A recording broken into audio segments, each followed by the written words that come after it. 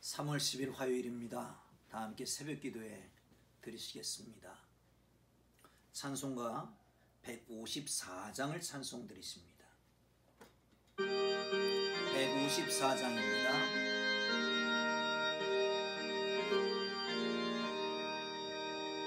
생명의 주여 멸류관 받으시옵소서. 날 위해 쓰신 가시관 나 기억합니다.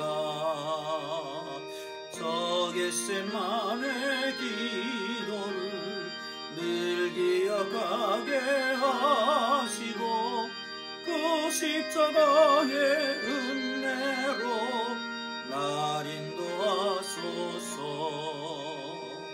누셨던 무덤 내게도 보이시옵소서.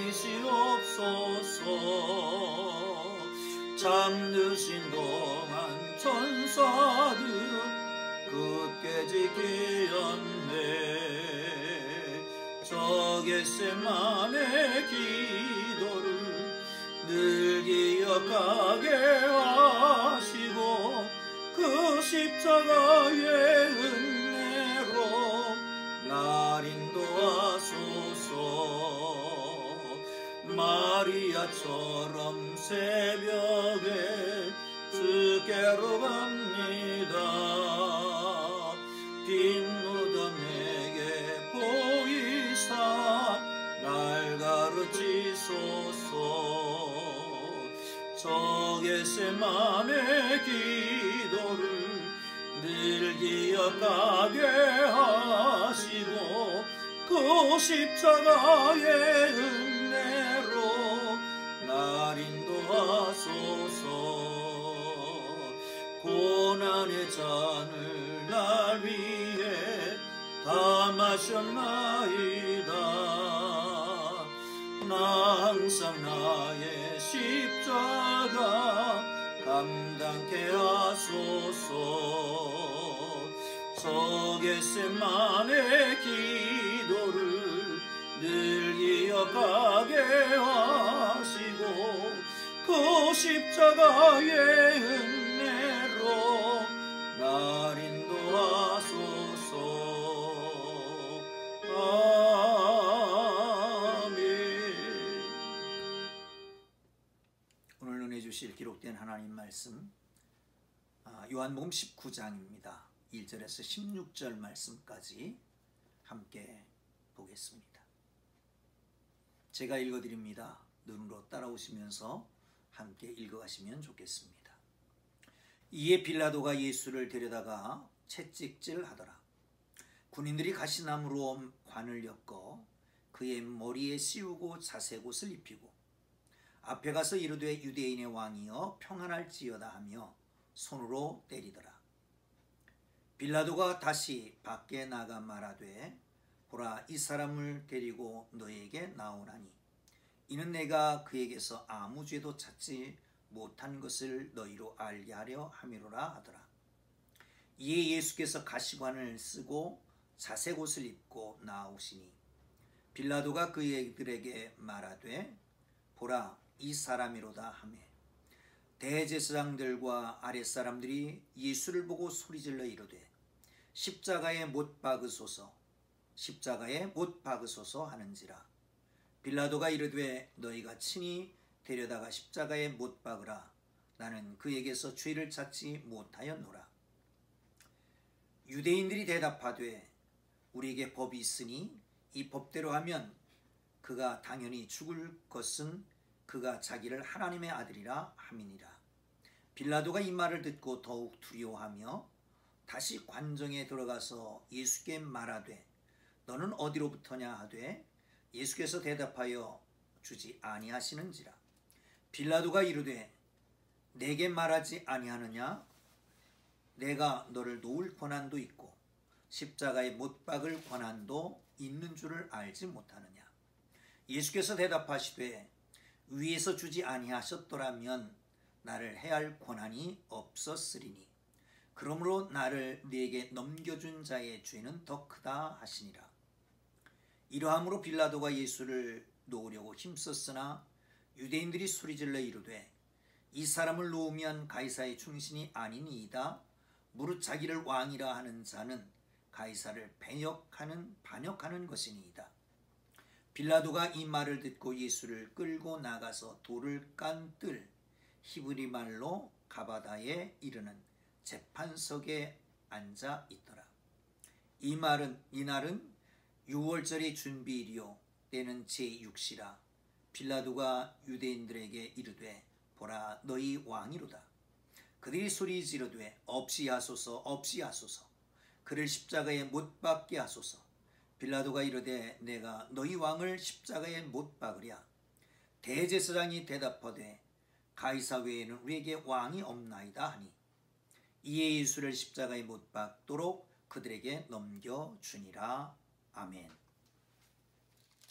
할렐루야. 오늘도 주님께서 주시는 하루 주님 안에 평안을 누리고 모든 일이 형통하기를 주님의 이름으로 축원합니다.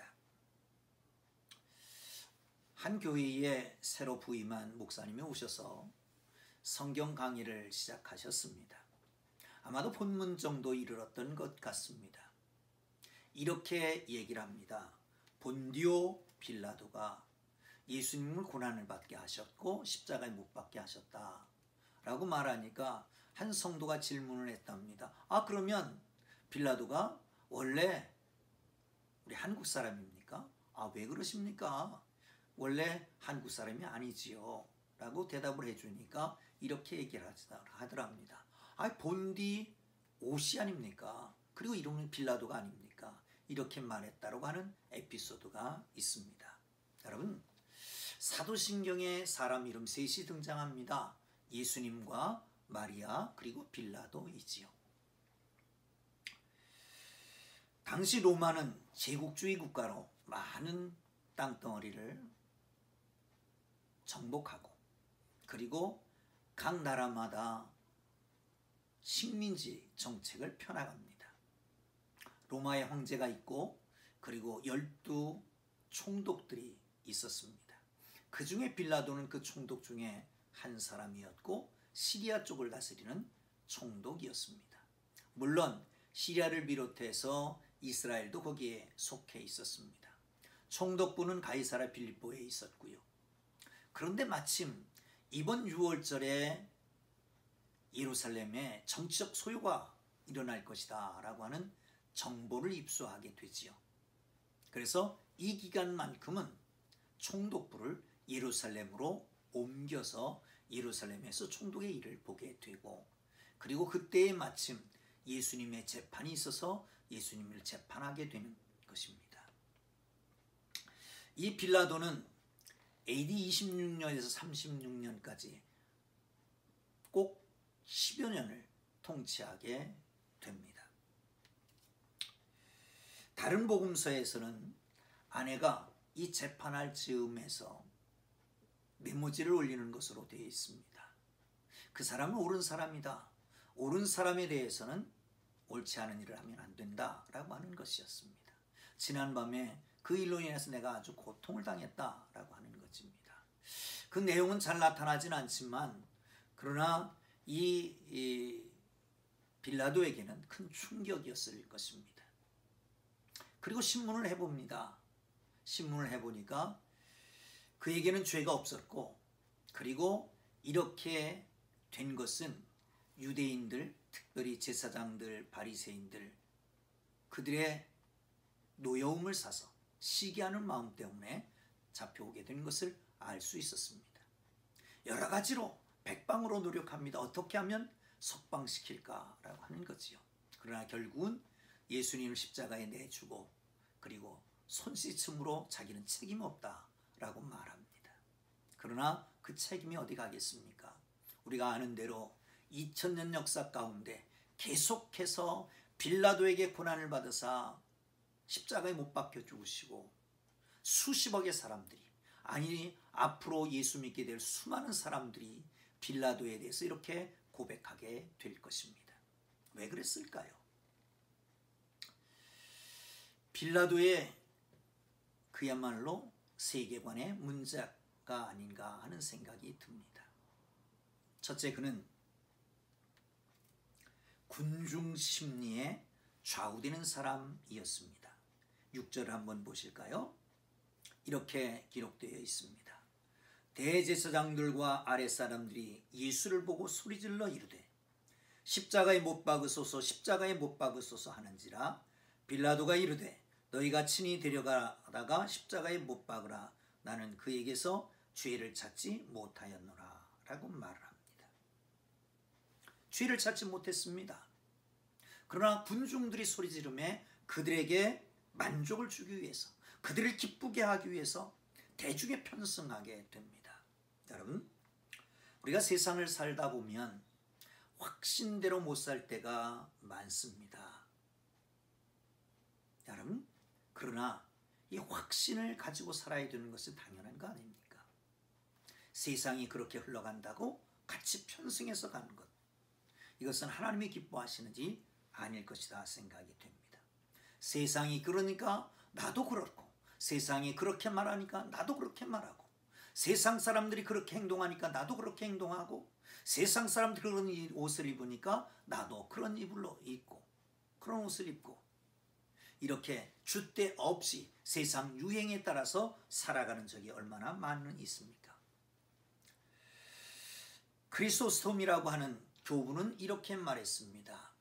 많은 사람들이 우리를 반대합니다 라고 하는 그 참모가 소식을 가지고 오니까 크리소스톰은 이런 얘기를 하죠.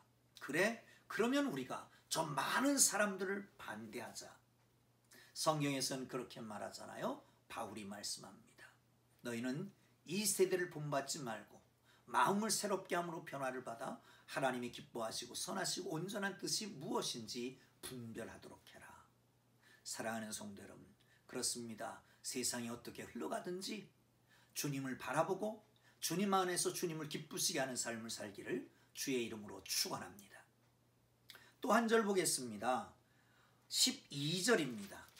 함께 읽겠습니다. 시작. 이러함으로 빌라도가 예수를 놓으려고 힘썼으나 유대인들이 소리질러 이르되 이 사람을 놓으면 가이사의 충신이 아니니이다. 무릇 자기를 왕이라 하는 자는 가이사를 반역하는 것이니이다 라고 말씀합니다. 유대인들은 예수님을 가리켜서 유대인이 왕이라고 말했고, 이제 빌라도가 그를 놓으면 유대인의 왕을 놓는 것입니다. 그렇다고 한다면 가이사에게는, 로마 황제에게는 충신이 되지 아니할 것이고, 그런가 하면 이제 앞으로 그의 출세 길이 어떻게 될지 모르는 것입니다. 만약에 소요라도 일어나면 어떡하겠습니까? 그러면 당장 소위 말하면 직위를 잃어버리는 것, 목이 잘리는 것입니다. 아마 그런 생각을 했을 것입니다. 내가 여기까지 올라오는데 얼마나 많은 노고를 가졌는데, 얼마나 수고했는데 이것을 하루아침에 너 때문에 잃어버리겠느냐. 그들의 말을 따라서 출세를 따라가게 되는 것을 볼 수 있습니다. 출세에 눈이 어두웠던 것입니다. 그렇습니다. 우리의 결정, 정당하냐 정당하지 않느냐, 하나님을 기쁘게 하느냐, 출세를 위해서 있느냐라고 하는 건 중요합니다. 역사가인 요세푸스는 잔인한 총독이었다고 평가를 하고 있습니다. 역시 잔인했습니다. 예루살렘은 종교적인 도시였습니다. 그런데 거기에 황제의 숭상, 황제의 동상을 가지고 들어왔던 사람 빌라도밖에 없었습니다. 그뿐만 아니라 여러분 잘 아는 대로 조세를 강요하게 됩니다. 여기저기서 밀란이 났습니다. 결국은 사마리아에서 큰 밀란이 났고, 그리고 사마리아에 큰 학살을 하게 되지요. 로마 황제가 소환을 합니다. 그때가 36년이었습니다. 왕이 된 지, 빌라도가 총독이 된 지 10년 되었을 때이지요. 직감했습니다. 아, 이제 정치 생명이 끝났구나. 그리고 스스로 목숨을 끊는 자살로 그의 인생을 마감합니다. 여러분, 출세를 지향하며 살다가 결국은 출세 때문에 망하게 된다라고 하는 것을 기억하고, 여러분, 정말 출세지향이 아니라 하나님을 기쁘시게 하는 것이 무엇인가를 찾아서 사는 하나님의 사람들 되기를 주의 이름으로 축원합니다.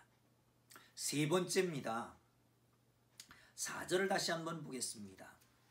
빌라도가 다시 밖에 나가 말하되 보라, 이 사람을 데리고 너에게로 나오니 이는 내가 그에게 아무 죄도 찾지 못한 것을 너희로 알게 하려 함이로라 하더라. 아멘. 마지막으로는 양심을 팔아먹는 사람이었습니다. 나는 그에게 아무 죄도 없는 줄로 내가 안다. 빌라도는 유대인들이, 대제사장들이 시기해서 그를 넘겨준 것을 잘 알고 있었습니다. 또한 그 부인도 얘기하잖아요. 그 사람에게 잘못된 판결을 하면 안 된다라고 하는 거죠. 자고로 부인의 말을 잘 들어서 안 되는 사람이 없고 부인의 말을 안 들어서 잘 되는 사람이 없다고 그럽니다. 판결을 잘못 내리게 되지요. 양심에 꺼리끼는 판결을 냅니다. 내 양심에는 그가 틀림없이 죄가 없는 것을 아는데 군중심리 때문에, 아니 내 출세욕 때문에 정죄하고 마는 것입니다. 도스토옙스키는 그런 얘기를 합니다. 양심이란 우리 내면에 주신 신의 음성이다 라고 하는 거죠. 그렇습니다. 우리 내면에 주신 신의 음성도 무시한 채 가버립니다. 아마도 우리 내면엔 하나님께서 그렇게 말씀하셨을 겁니다. 저는 의롭다, 죄가 없다, 아니 저가 그리스도인지도 모른다 라고 말했을 텐데 전부 무시해버리고 맙니다. 그리고 손을 씻는 것으로 마감하지요. 사랑하는 성도 여러분, 어떤 화가가 그림을 그렸답니다. 빌라도에 대한 그림입니다. 그런데 그 그림은 지옥에서 손을 씻고 있는 그림이었다고 그래요. 여러분, 빌라도는 지금도 지옥에 떨어져서, 아니 예수님을 십자가에 못 박음으로, 죄 없는 자를 죄가 있다고 정죄함으로 지옥에 떨어져서 지금도 손을 씻으면서 나는 죄가 없다, 나는 죄가 없다 할 수 있을 것입니다. 그렇습니다. 윤동주는 하늘을 우러러 한 점 부끄러움이 없기를 입새에 나는 바람에도 나는 괴로웠다고 했습니다. 또한 별을 노래하는 마음으로 모든 죽어가는 것들을 사랑해야지. 그리고 맨 마지막에 이렇게 얘기합니다. 그리고 나는 나한테 주어진 길을 오늘도 걸어가리라 라고 말씀합니다. 그렇습니다.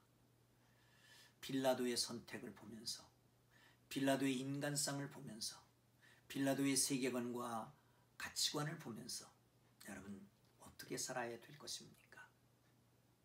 정말 군중에 흔들리지 말고 나의 출세욕, 나의 육적인 생각에 흔들리지 말고 양심의 소리를 무시하지 않고 살아가는 복된 하루가 되기를 주님의 이름으로 축원합니다. 기도하겠습니다. 하나님 아버지, 오늘도 주님 앞에 섭니다.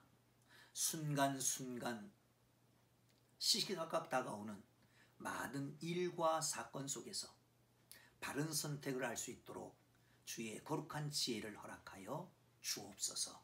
예수님 귀하신 이름으로 기도합니다. 아멘.